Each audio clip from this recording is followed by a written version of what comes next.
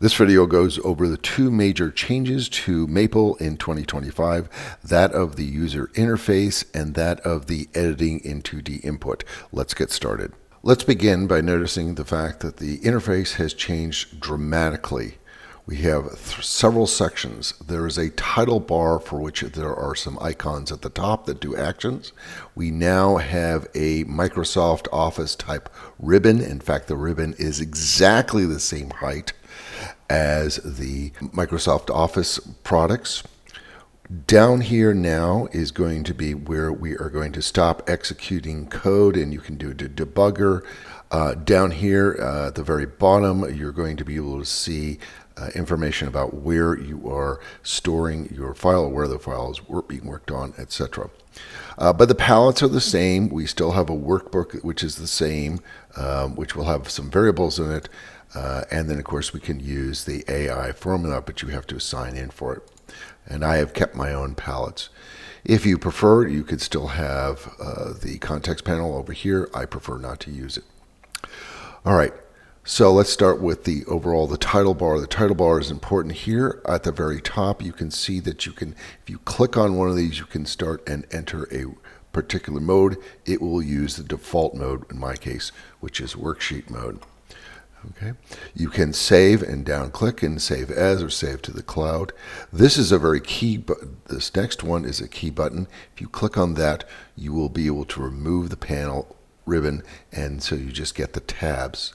But you can also double click on the tabs and they will appear or disappear. You will notice here that it describes what type of input we have. Right now we have math, so x equals 2. And if I want to basically command shift and put some text in, it will turn to text. There are additional commands over here. If you click on the arrow, you can actually execute the whole thing at once. I've shrunk the image for this video. There are other options such as copy and paste and changing the zoom. In addition, now like I said, we have a ribbon for which there are tabs. You can obviously click on a tab and do something such as insert a Maple prompt or insert a text box. The other way to do it is if you hit the Alt button, you will notice, just like in Microsoft Office, there will be letters. We are going to insert a PR and a prompt appears. Let's look at some specifics. One of the first questions that people got, we'll go over to File. If you need to change the options, they are no longer in Preferences for a Mac or under Tools. In fact, Tools are gone. They are down here under Options. So if you click on this Options, you will see all the information that you normally use to in Options. Personally, I like to turn off the argument completion, and I prefer to have enter triggers completion selection because I like to have automatic command completion. A reminder, the restore backup now is down here. If you click on it, there's the backup, and at the moment there are all these files. The question is, which one was the last one? You have to right click, select view as details, and if you double click on modify, you can see what was my last file that I may have saved and was working on. So here we go. Here's one that I might have wanted to save. Otherwise, it's easier to now to open a file, including some recent documents. It's easier to save. The sub-windows don't fall apart like they used to. Let's go to Home. Home has list information. There's your copy and paste.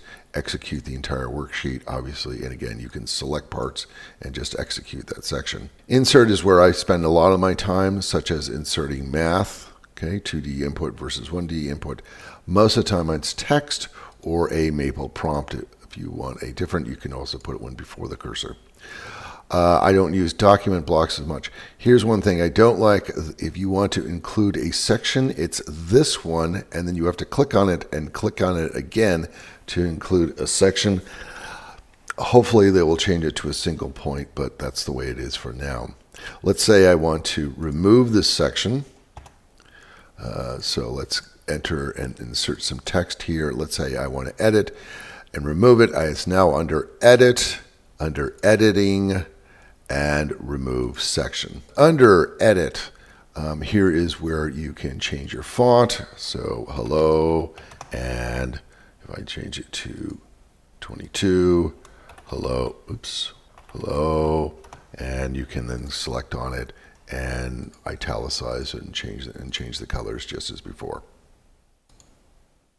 Most of the editing things is very similar as to before. Again, here's your text input mode. Here is your style. So right now I'm on there, so that's a style of a heading. You can also control the styles from here, change the styles as before, and you can manage styles. Right now I'm using the default, using my particular template. But I certainly use editing. Now, here's one thing that you will notice that actually goes out past the screen. If I expand the window to the right, you will notice that groupings will expand as well. To get your print layout mode, it's under View, although I have to admit I don't think the print layout mode is doing as very good job as it used to, which is unfortunate. I don't use evaluations much. Here are some tools for things like spell check. Again, much easier to find what you're looking for than under the previous package. They're much more logically. You can actually load an entire package. So let's say you want to load. I actually happen to have a baseball lineup simulator in it, but you could load, say, the graph theory, and it will load it that way. Then you can actually unload it by clicking that, and it will unwith it. It will also list all the packages that you have. Here's one thing where it makes a huge difference. All the educational stuff was so far buried that most people were not aware of it. I like to use a lot of this stuff, including under calculus. I like things like integration methods. And so you can put something in like this and ask it to show what the next step is, and then the next step. And if you really want, you can just put all the steps in, and when you close, it inserts all the steps into your code. Let's turn off the print layout. So there we go. It looks back to there. Workbook is for workbook stuff. We'll leave that there. And all the help is under here, including the search help. By and large, the editing for 2D input using 2025 is much better than it was in 2024. However, there is an enhancement that I don't care for, and I will show you how to use it effectively and how to also get around it. Let's create a new file. So I'll just click on that button here, and I will hold the control button down and use my wheel to increase the size. So there you go. Here we go. Let's put restart in. And the nice thing is you might want to say, I want to say x squared, shift 2, and now I don't need to hit the right arrow button, because if I hit plus, it immediately jumps out of the superscript area. Plus y squared, again, equals, and it jumps out, z squared. This also works very well with 1 over x plus, notice again, I didn't need to hit the right arrow button, 1 over y. However, this leads to real problems, such as I want to write 1 over n plus 1. 1 over n plus, no, I wanted the plus to be in the denominator.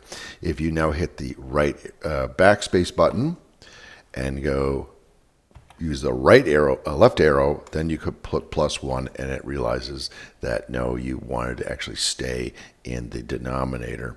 This can lead to some strange situations, such as 1 over f of x. That's 1 over f.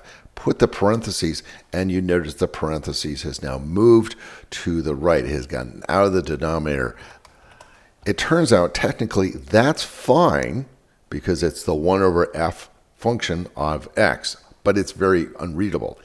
It gets worse if you do something like x divided by f of x. Now I have x of x over f of x, and this is not the correct answer. So what you can do is you can say, I want to do 1 over n plus 1. I say 1 over n space plus 1, and it will not jump out of the denominator. or say x to the n plus 2, n space plus 2, and again, it will not jump out. Another way to solve for this problem right here, if I want x over f of x, x divided by space f of x, it's not as readable, but at least it will not fail. And in fact, you can do that. This particularly comes into problem when you want to do atomic variables. So if I want to say f underscore underscore 2, f underscore underscore 2 plus n, notice it has jumped out from the subscript. Not good. 2 plus n. And again, if you delete, it will remember that you actually wanted to stay in the subscript. So you can, again, if you don't like that, you say f underscore underscore 2 space plus n, 2 space plus n. Problem is now there's an extra space within the 2 over n. I don't have a solution for that. Personally, I have found 2025 to be much easier to work with than 2024. Editing is a much more modern interface.